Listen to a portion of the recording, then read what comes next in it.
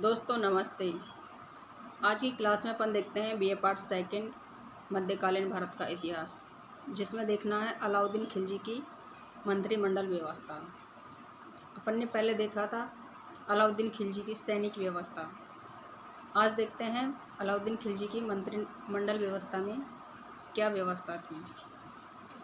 अलाउद्दीन खिलजी एक ऐसा सुल्तान था जिसने एक उचित मंत्रिमंडल की स्थापना की थी, जिसमें पहले अधिकारी का नाम था दीवान-ए-वज़ारत, जो ये मुख्यमंत्री थे।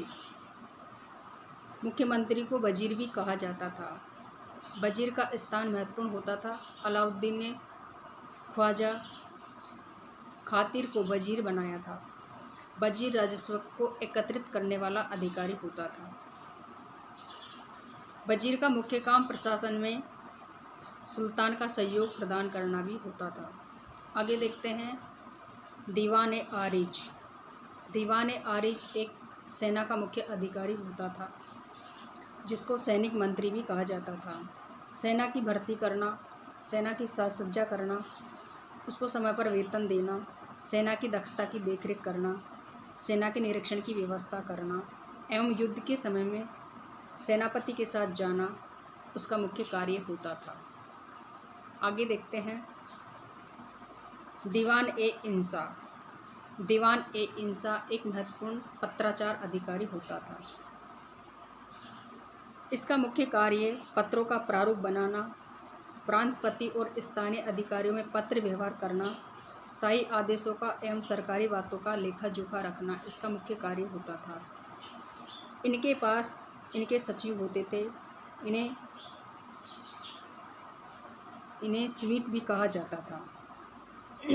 आगे देखते हैं दीवान-ए-रसालत। इस मंत्रालय का कार्य पड़ोसी दरबारों को भेजे जाने वाले पत्रों का प्रारूप तैयार करना होता था। विदेशों से आने वाले राजदूतों से संपर्क रखना इसका मुख्य कार्य होता था।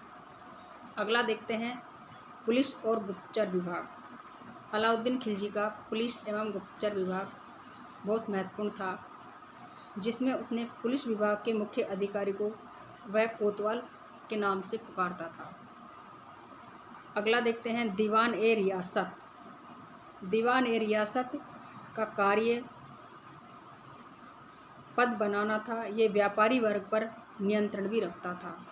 व्यापारी वर्ग पर नियंत्रण रखना इसका एक महत्वपूर्ण कार्य माना जाता था।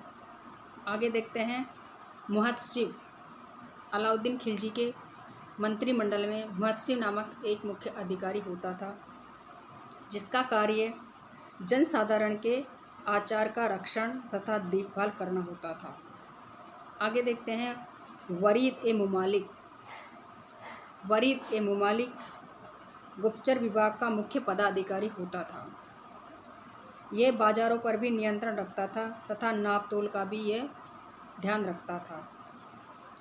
इस प्रकार सुल्तान अलाउद्दीन खिलजी का यह मंत्रिमंडल दल था, जिसके सारे कार्यों का विभाजन अलाउद्दीन खिलजी ने बहुत ही उचित तरीके से किया था एवं अपने अधिकारियों पर वह पूर्ण रूप से निगाहें रखता था।